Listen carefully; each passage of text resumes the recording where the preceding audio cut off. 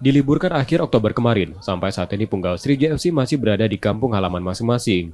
Sriwijaya FC belum kembali mengumpulkan para pemainnya, karena nasib lanjutan kompetisi Liga 2 musim 2022 masih belum jelas. Kompetisi yang belum juga bergulir, berdampak pada kondisi teknis dan non-teknis klub.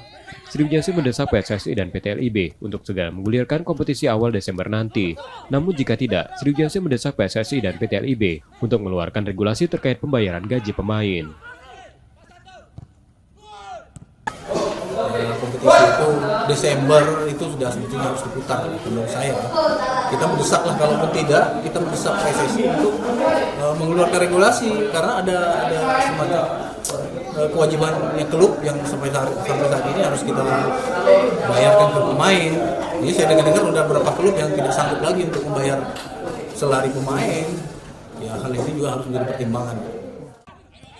Rencananya Sriwijaya FC akan resmi menyampaikan usulan pada PSSI dan PT LIB agar kompetisi segera bergulir Desember 2022. Nur Muhammad, Kompas TV, Palembang, Sumatera Selatan.